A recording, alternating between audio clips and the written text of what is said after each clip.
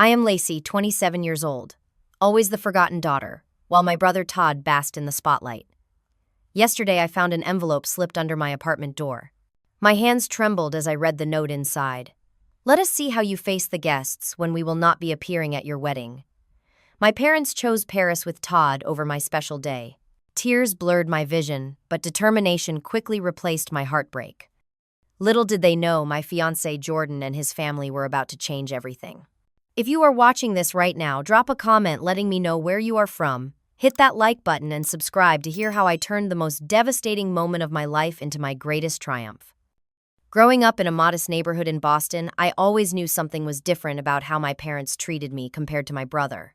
Our house on Maple Street was comfortable but not luxurious, with 3 bedrooms and a small backyard where my dad Frank would toss a football with Todd for hours while I watched from my bedroom window sketching in my notebook.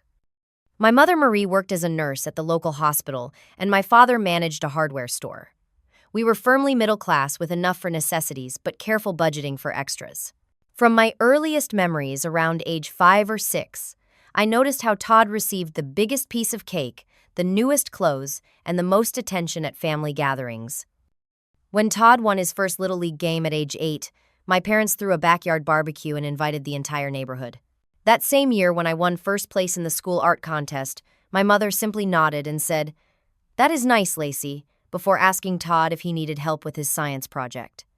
For my 10th birthday, I received a set of colored pencils from the discount store, while 3 months later, Todd got the latest video game console for his birthday, despite it being significantly more expensive.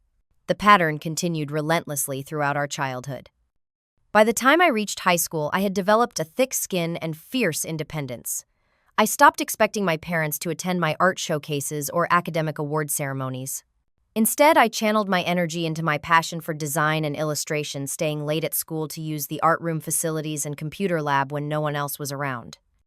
Art became my sanctuary, the place where I could express the emotions that went unacknowledged at home. I created vibrant emotional pieces that caught the attention of my teachers. Mrs. Davidson, my art teacher, became the mentor I desperately needed, encouraging me to apply for scholarships and build a portfolio for college applications. Meanwhile, Todd coasted through high school with average grades but exceptional popularity. He was the quarterback on the football team, and our living room slowly filled with his trophies, while my art certificates were tucked away in a drawer in my bedroom. When Todd got a C+ in chemistry, my parents hired a tutor. When I got an A- in math, they barely glanced at my report card. The most painful memory from those years came during my senior year of high school. I had been selected as one of 10 students nationwide to receive a prestigious art scholarship that would cover full tuition at the Massachusetts College of Art and Design. When I announced it at dinner, my father nodded distractedly, and my mother said, "That is nice, but will that really lead to a stable career?" They quickly shifted the conversation to Todd's upcoming football game. That night, I cried silently into my pillow, not from sadness but from determination. I promised myself that one day I would build a life so fulfilling and successful that their approval would become irrelevant. College became my first taste of true freedom. I thrived in the creative environment, making friends who valued my artistic vision, and professors who pushed me to develop my unique style. Meanwhile, Todd dropped out of community college after just 1 semester, claiming it was not for him. Rather than expressing disappointment, my parents allowed him to move back home and supported him financially while he figured things out. I worked part-time at the campus bookstore and took on freelance design projects to cover my living expenses. Despite scholarship covering tuition, I still needed money for art supplies, food, and housing. When I called home asking if they could help with just $100 to cover an emergency dental appointment, my mother said they were tight on money. The next week, I saw on social media that they had bought Todd a used car to help him job hunt. After graduation, I made the difficult but necessary decision to limit my contact with my family. I took a job at a small design agency in Boston, rented a tiny studio apartment, and focused on building my career. Our family gatherings became limited to major holidays, during which I would smile through the endless praise of whatever Todd was currently doing, knowing that my professional accomplishments would go largely unacknowledged. The emotional toll of being the overlooked child affected my relationships as well. I struggled to believe compliments from friends or boyfriends, always waiting for the other shoe to drop for them to realize I was not special or worthy of attention. I dated men who were emotionally unavailable, unconsciously recreating the dynamic I had grown up with. By my mid-20s, I had established myself as a talented graphic designer with a growing client list and reputation in the Boston creative community. I had learned to find validation in my work, rather than seeking it from my family. But deep down, the little girl who just wanted her parents to be proud still lived inside me, quietly hoping that someday, something would change. The day I met Jordan Sullivan began like any other Tuesday. I was working late at the design agency, finishing materials for an upcoming charity gala benefiting children with cancer. My boss had asked me to personally deliver the finalized banners and programs to the venue for a final approval, as the client was particularly demanding about quality. The Hotel Commonwealth's grand ballroom was already being transformed with elegant decorations when I arrived, carrying tubes of posters and boxes of programs. As I struggled to balance everything while signing in at the security desk, a tall man in a perfectly tailored suit approached. "Let me help you with those before gravity wins," he said with a warm smile, taking several tubes from my arms before they could tumble to the floor. "Thanks," I replied, blowing a strand of hair from my face. "I am Lacey Williams from Horizon Design, just delivering the materials for tomorrow's gala." "Jordan Sullivan," he introduced himself, extending his free hand, "and I would love to see what you have created. The foundation is close to my heart." I had no idea at the time that I was speaking to a member of the Sullivan family, owners of one of the largest luxury hotel chains in the country. He was so down to earth, genuinely interested in the design choices I had made for the event materials. We spent nearly an hour discussing the inspiration behind my work, and he offered thoughtful insights rather than the cursory approval I had expected from a client. Before I left, Jordan asked for my business card. For professional reasons, of course, he added with a slight twinkle in his eye that made my heart beat a little faster. 3 days later, he called the agency, asking specifically for me to work on another project. And after that meeting, he finally asked me to dinner. Our first date was at a small Italian restaurant in the North End, nothing flashy or pretentious. I suggested the place, actually not realizing that Jordan could have easily taken me to the most exclusive restaurant in Boston. He seemed to appreciate my choice, saying he enjoyed places with character and real food, rather than scenes where people went to be seen. It was only on our third date that I began to suspect Jordan might come from wealth. He mentioned casually that he needed to stop by his family's property to pick something up before our movie. The property turned out to be the Sullivan Hotel in downtown Boston, where staff nodded respectfully as we passed through the lobby. When I looked at him questioningly, he shrugged with a hint of embarrassment. "I should have mentioned it sooner," he said. "My family owns a few hotels, but that is not who I am, not really." As our relationship developed over the following months, I discovered that a few hotels was a significant understatement. The Sullivans owned a chain of luxury hotels across the United States and were expanding internationally. Jordan worked as the vice president of new development, scouting locations and overseeing the creation of new properties. Despite his wealth, Jordan lived in a surprisingly modest apartment in Back Bay. When I asked him about it, he explained that he wanted to succeed in the family business on his own merits, not just as the heir to the Sullivan fortune. He was determined to work his way up, even though he could have easily claimed a top position immediately after college. What struck me most about Jordan was how he valued my independence and career ambitions. Unlike previous boyfriends who had been intimidated by my drive or had expected me to mold my life around theirs, Jordan celebrated my successes and supported me through professional challenges. He would listen intently as I talked about design problems I was solving, offering insights without trying to take over. 6 months into our relationship, Jordan invited me to his parents' home for dinner. I was terrified imagining a cold, imposing mansion with judgmental, wealthy people evaluating my every move. Instead, I found a warm, welcoming home and parents who immediately made me feel comfortable. Patricia Sullivan, Jordan's mother, was a former interior designer who was genuinely interested in my work. Thomas Sullivan, his father, asked thoughtful questions about my career goals and shared stories about building their business from their first small hotel. They treated me with a respect and interest that felt foreign after years of emotional neglect from my own parents. After dinner, Patricia showed me around their home, pointing out art pieces they had collected from local artists. "Jordan tells us you are incredibly talented," she said. We would love to see your portfolio sometime." The contrast between the Sullivans and my own family could not have been more stark. Where my parents had always dismissed my artistic pursuits, Jordan's family saw value in creativity and hard work in any form.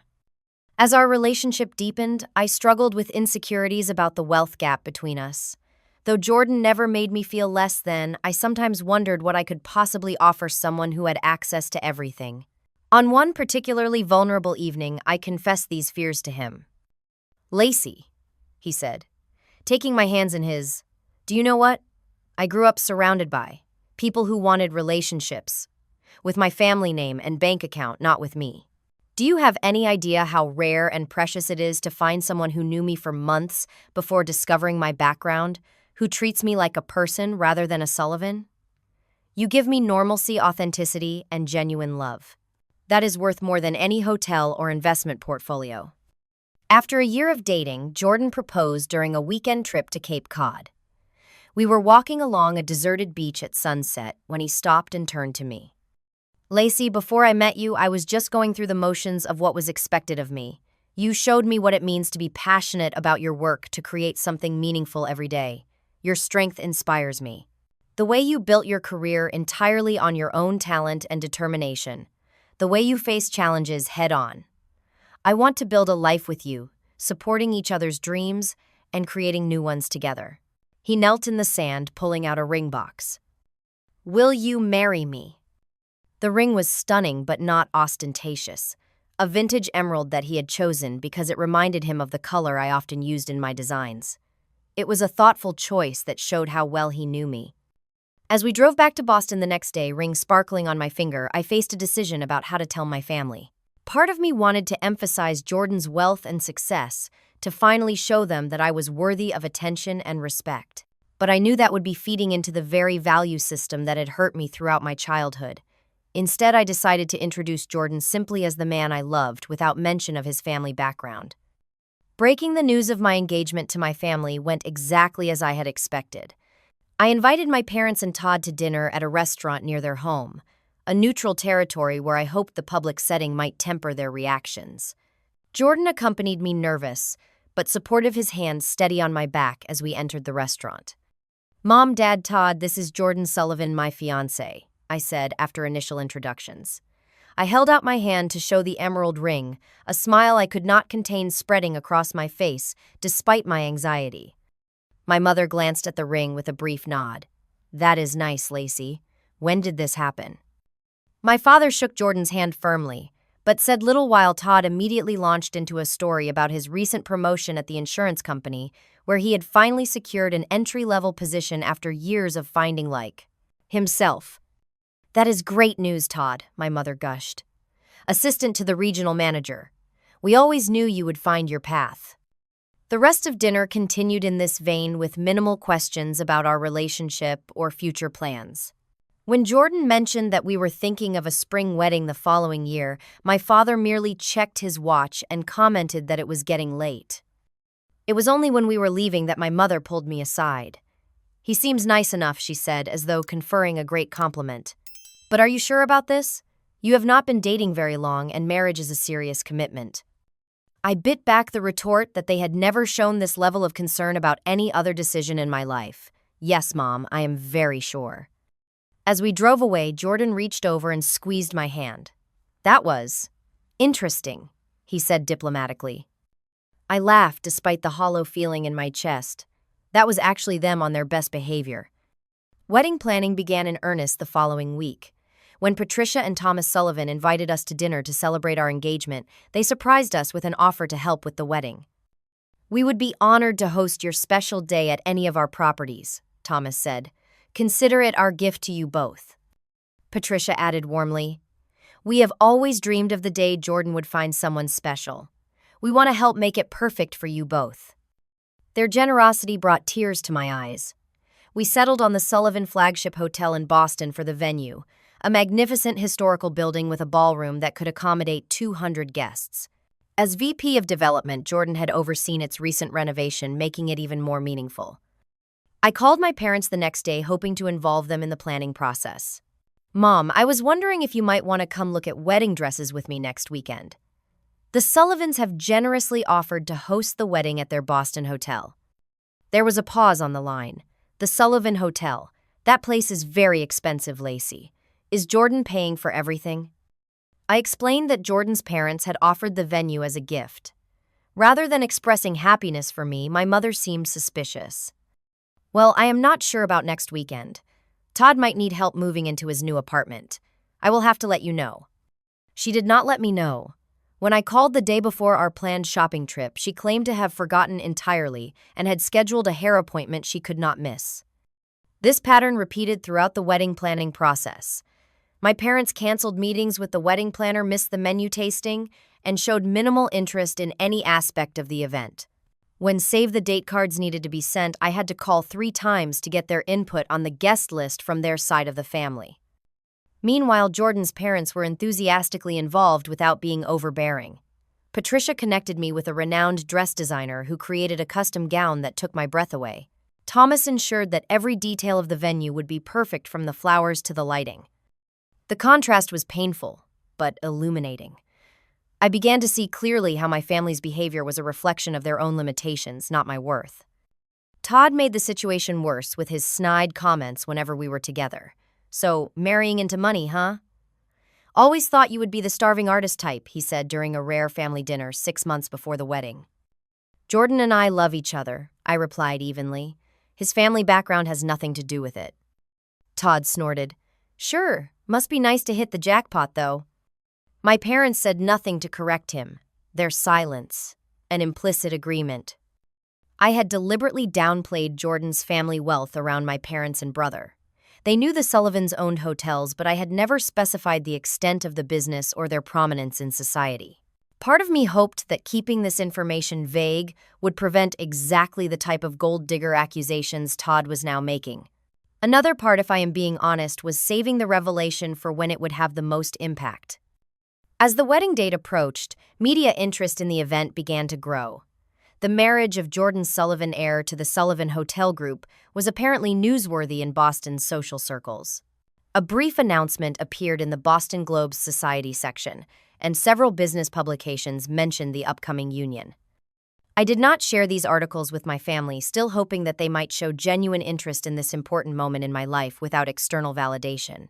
Every daughter wants her parents' approval and support on her wedding day, regardless of how strained the relationship might be. The growing tension took an emotional toll on me. After yet another canceled lunch with my mother, where we were supposed to discuss the rehearsal dinner, I broke down in tears in Jordan's arms. Maybe I should just stop trying, I sobbed. They clearly do not care. Jordan held me close.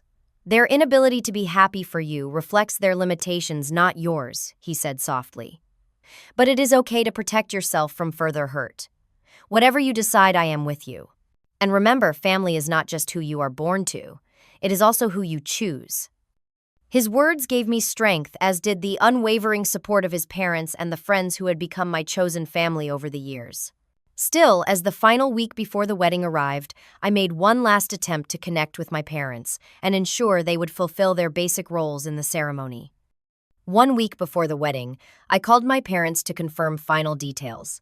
The conversation was strained, with my mother seeming distracted and my father barely contributing. So you will be at the rehearsal dinner on Friday at 6, right? At the restaurant in the hotel, I asked, trying to keep my voice steady despite the anxiety bubbling inside me. Yes, my mother replied vaguely, if nothing comes up. Mom, it is my wedding rehearsal. Please do not let anything come up, I said, unable to keep the edge from my voice. Do not take that tone with me, Lacey, she snapped. We said we will try to be there. And Dad will walk me down the aisle on Saturday. We need to be at the hotel by 2 for photos before the 4 o'clock ceremony. There was a pause. He knows, my mother finally said. The conversation ended shortly after, leaving me with a sense of unease I could not shake. Jordan noticed my concerned expression when I hung up. Everything okay with your parents? He asked. I forced a smile. Same as always. Non-committal, but they did not say no outright. Jordan kissed my forehead. It will all work out. One way or another, Saturday will be perfect because we will be married at the end of it. The day before our wedding, I was at my apartment gathering the last few personal items I wanted to have with me for the getting ready process. Jordan and I had bought a house in Brookline, but I had kept my apartment until after the wedding to make the transition smoother. As I was about to leave, I noticed an envelope that had been slipped under my door. My name was written on the front in my mother's neat handwriting. Curious and a little apprehensive, I opened it. The note inside was brief, but devastating. Lacey, we have decided to take a trip to Paris with Todd instead of attending your wedding. Let us see how you face the guests when we will not be appearing at your wedding. Perhaps this will teach you to appreciate family more than you have. Marie and Frank. My hands shook so badly that I dropped the note. I sank to the floor, my mind refusing to process what I had just read. They were not coming. My own parents had chosen to take my brother on vacation rather than attend my wedding. The cruelty of not only abandoning me but announcing it the day before the ceremony was breathtaking. As the shock began to wear off, I noticed a second piece of paper in the envelope. It was a copy of a bank statement showing a withdrawal of $20,000 with the notation Paris trip. Below it, my mother had written, "The money we had saved for Todd's future. Enjoy your wedding without us." The tears came then, hot and furious. I curled up on the floor of my apartment wedding dress hanging nearby and sobbed until my throat was raw. The pain was not just about tomorrow, but about a lifetime of rejection culminating in this final unforgivable act. I do not know how long I stayed there, but eventually my phone rang. It was Jordan, concerned when I had not arrived at our final meeting with the wedding planner. "Lacey, is everything okay?" I tried to respond, but all that came out was a choked sob. "I am coming over," he said immediately. "Stay there."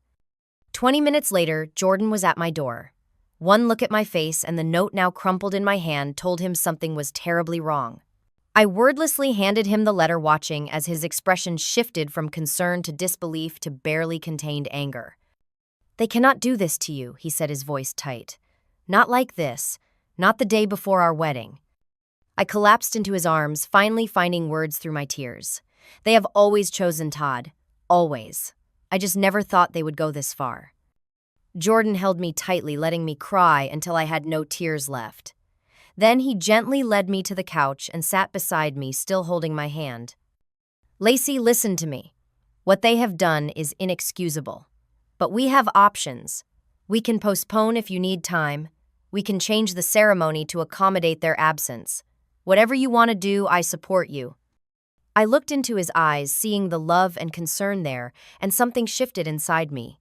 The devastation began to transform into determination. "No," I said firmly.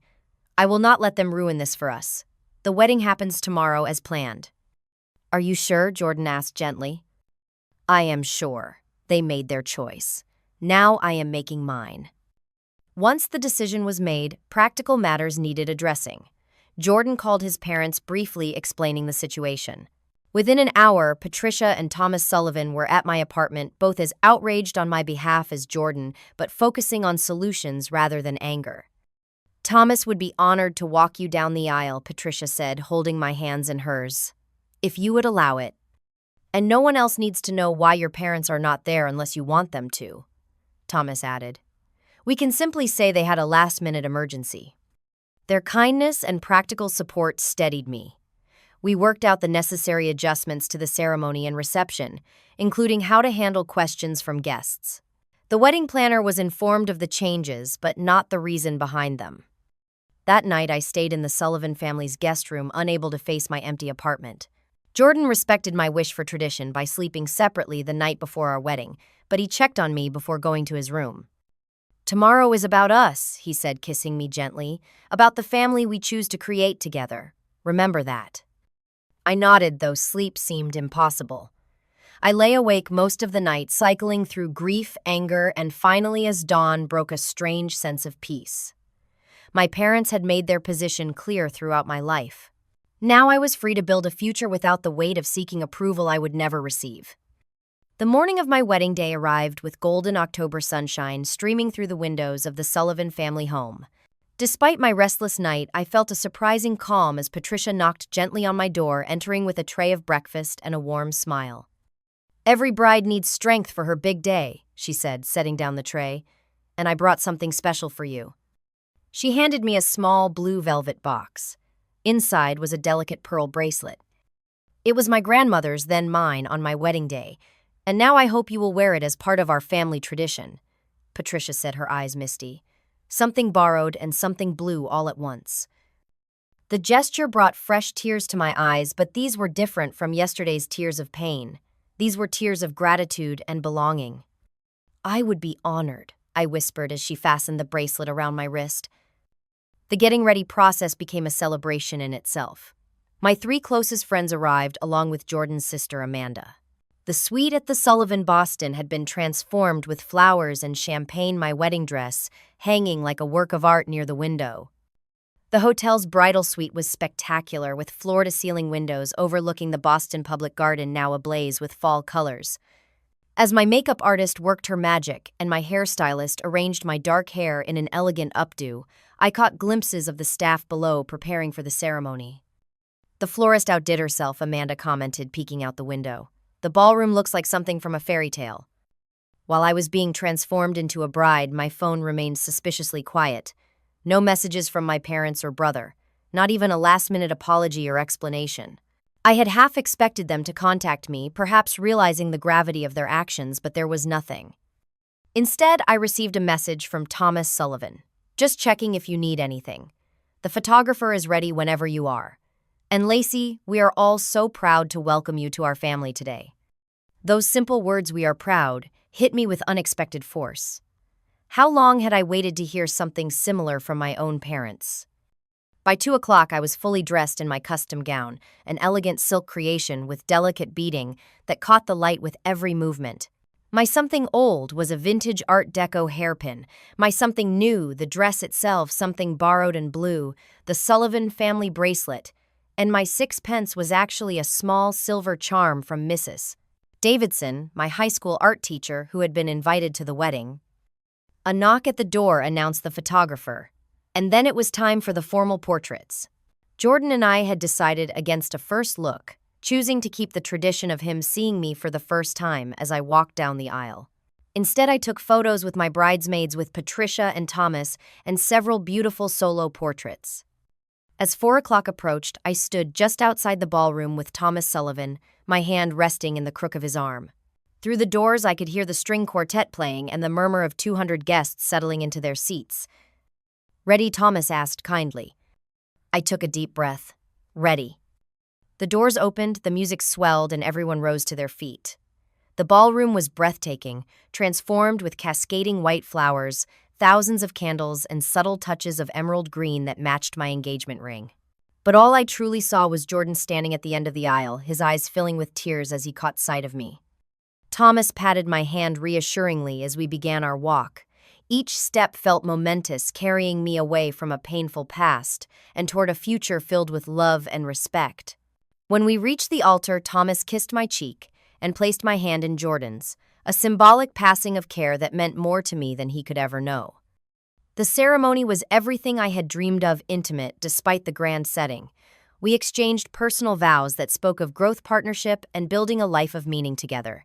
When the officiant pronounced us husband and wife, Jordan's kiss was a promise of all that was to come. What I had not expected was Jordan's surprise during the reception.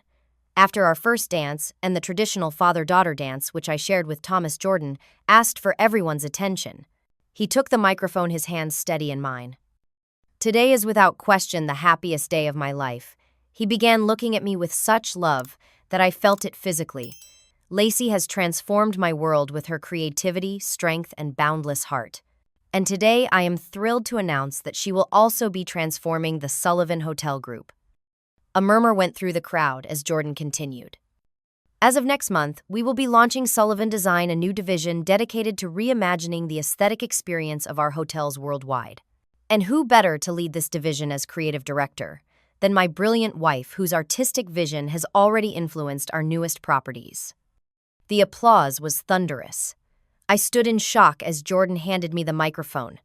I had known nothing about this announcement, had not even considered merging my professional life with the Sullivan business. I am speechless. I admitted to the crowd, which earned warm laughter. But I'm incredibly excited for this new chapter, both personally and professionally. Thank you all for sharing this day with us.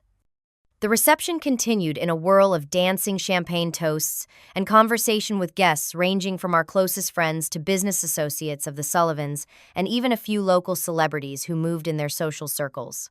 Several local news crews had been permitted to film brief portions of the reception for Boston's society coverage, something I had agreed to primarily as a courtesy to the Sullivan family's public profile. Throughout the evening, I found myself repeatedly drawn to Jordan's side, anchored by his steady presence amid the swirl of activity. During a rare quiet moment while our guests were occupied with dessert, he leaned close. "Any regrets about not postponing?" he asked softly. I looked around at the celebration at the people who had chosen to be here at the family I was building. "Not a single one," I replied honestly. "This is exactly where I am meant to be." As the night drew to a close, we thanked our guests and slipped away to the presidential suite now prepared for our wedding night before we would depart for our honeymoon in Bali the following afternoon. Once alone, I kicked off my heels with a sigh of relief and sat at the vanity to remove my veil. Jordan came to stand behind me, our eyes meeting in the mirror. "You know what I thought when I saw you walking down the aisle today?" he asked. "What?" "That some people will never understand your worth, and that is their loss entirely." I turned to face him, overcome with gratitude for this man who saw me so clearly. "Thank you for making today perfect, despite everything." "We made it perfect together," he corrected gently. "And that is how we will build our life, together." As I fell asleep in my husband's arms that night, I felt a sense of closure. My parents had made their final choice, and in doing so, had freed me to fully embrace the family I had found rather than the one I was born into. Our honeymoon in Bali was 10 days of pure bliss at the newly opened Sullivan Bali Resort. We stayed in the private villa reserved for family with our own infinity pool overlooking the Indian Ocean and staff who catered to our every need while respecting our privacy. I left my phone off for most of the trip, wanting to be fully present in these first days of marriage. Jordan checked his occasionally for urgent business matters, but otherwise joined me in our digital detox. We snorkeled in crystal-clear waters, hiked to ancient temples, enjoyed romantic dinners on the beach, and spent long mornings wrapped in each other's arms. It was only on our last day, as we prepared for the long journey home, that I finally turned on my phone. The screen immediately lit up with notifications. 65 missed calls, 43 voicemails, 38 text messages, almost all from my parents and Todd. "What is it?" Jordan asked, noticing my stunned expression. I showed him the screen. Apparently, my family has been trying to reach me. With a growing sense of dread mixed with curiosity, I began listening to the voicemails, putting them on speaker so Jordan could hear. The first few, dated the day after our wedding, were angry. "Lacey, this is your mother. How dare you have Thomas Sullivan walk you down the aisle? Your father saw it on the evening news. Call us immediately." "Lacey, your mother is very upset. You have gone too far this time. Call us back." My father's voice stern and disapproving. "Hey sis, so you actually married a Sullivan, huh? No wonder you never mentioned his last name to us. Nice move. Mom and Dad are freaking out. Call them before they have heart attacks." Todd sounding both impressed and resentful. As the days progressed, the messages changed in tone, becoming increasingly desperate. "Lacey, please call us. We made a terrible mistake. We had no idea about Jordan's family. Please, we need to talk to you." My mother, her voice tearful now. "Sweetheart, we are so sorry. We should have been there. Please forgive us and call us when you get this." My father using an endearment I had not heard since early childhood. "Lacey, it is Todd. Look, I know I have been a jerk, but could you please just call Mom and Dad? They have not slept in days. They keep seeing your wedding photos in magazines and online. Just call them, okay?" I sat on the edge of the bed, trembling slightly as the reality of the situation became clear. "They saw the wedding coverage," I said flatly. "Now suddenly they care." Jordan sat beside me, his hand warm on my back. "What do you want to do?" I thought for a long moment. "Nothing. Not yet. I need time to process this." On the long flight home, I had plenty of time to think. The hurt was still raw, the betrayal too fresh to simply forgive and forget. Yet a small part of me, that eternal hopeful child, wondered if this could be a turning point, a chance for a relationship based on mutual respect rather than constant disappointment. We returned to Boston and settled into our new home in Brookline, a beautiful colonial with a dedicated studio space for my design work. I immersed myself in preparations for my new role at Sullivan Design, developing concepts for the renovation of their Chicago property. A week after our return, our doorbell rang unexpectedly on a Sunday afternoon. Jordan was out for a run and I was working in my studio. Assuming it was a delivery, I opened the door without checking first. There stood my parents and Todd looking nervous but determined. "Lacey," my mother said, her voice quavering. "We needed to see you." I stood frozen in the doorway, unprepared for this confrontation. Part of me wanted to slam the door, but another part recognized that this moment was inevitable. "May we come in?"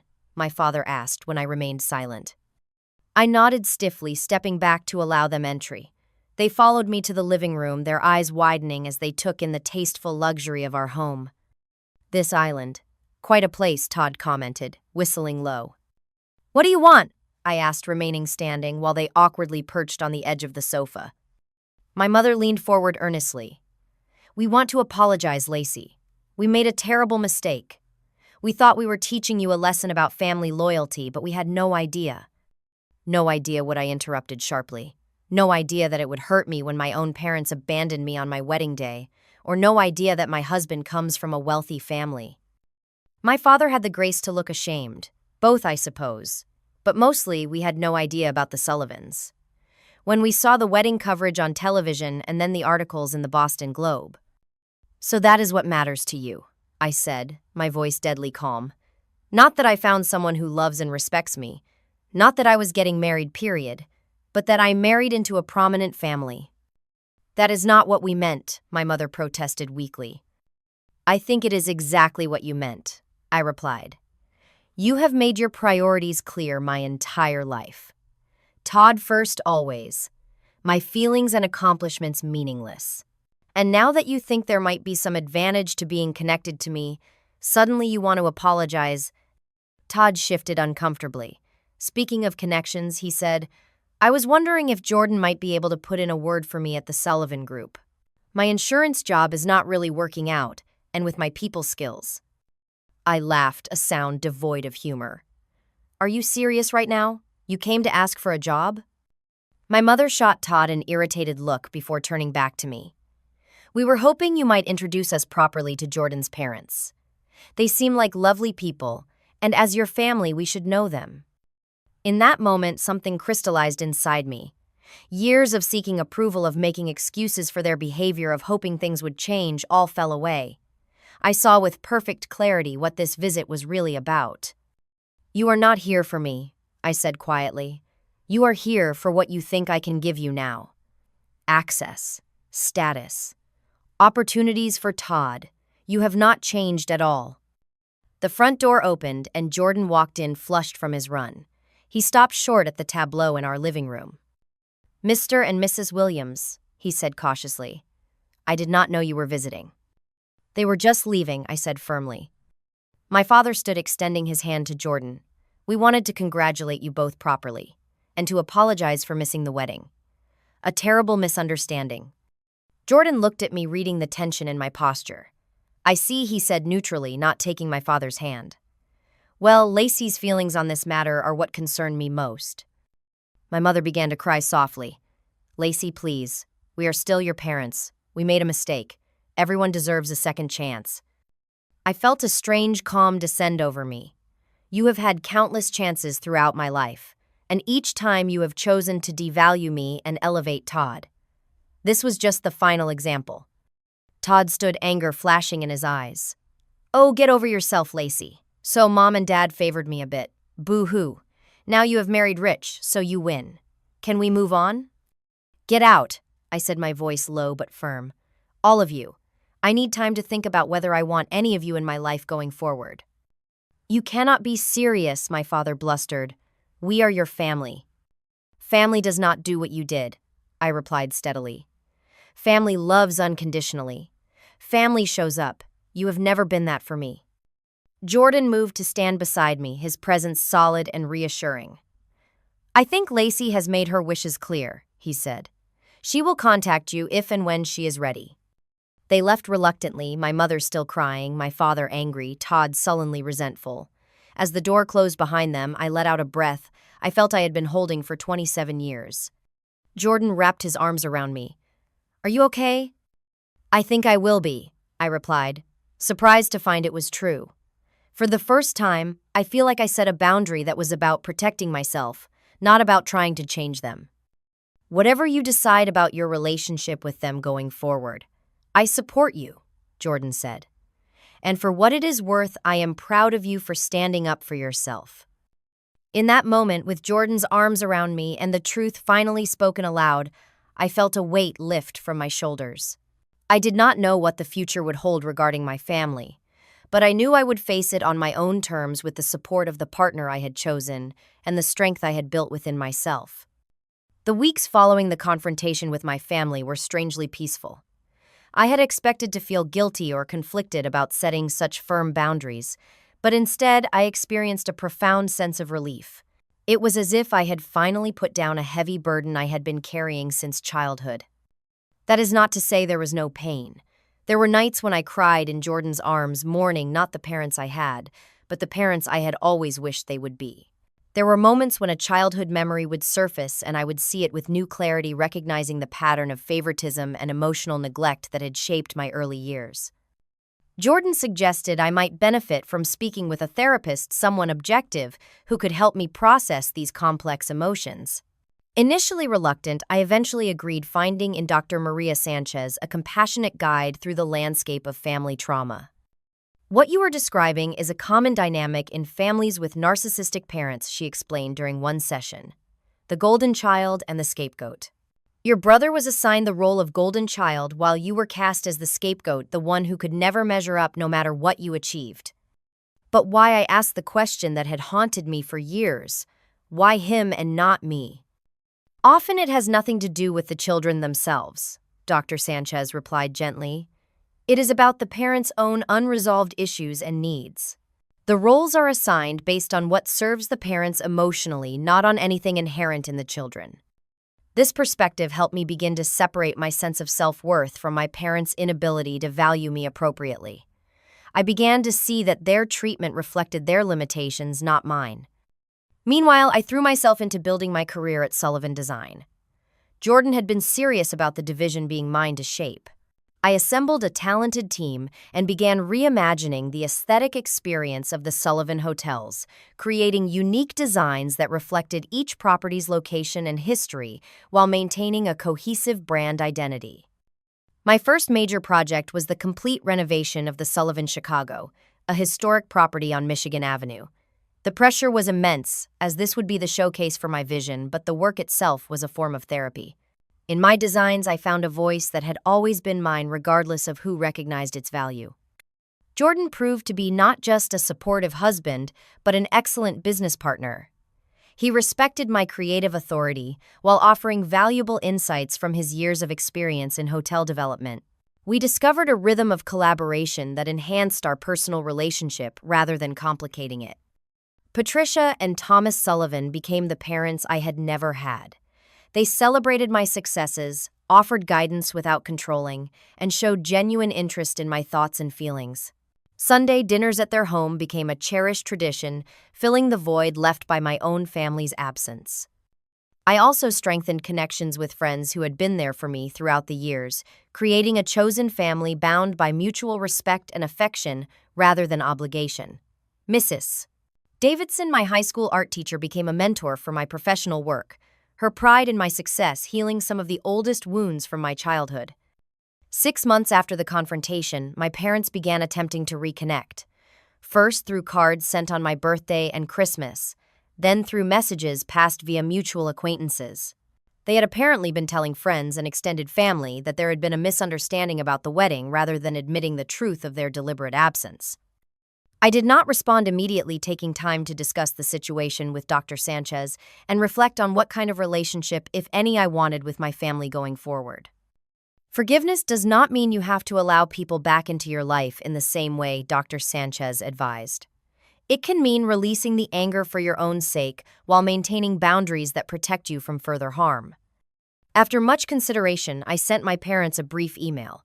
I explained that while I was working toward forgiveness, I needed them to acknowledge the pattern of behavior throughout my life, not just the wedding incident.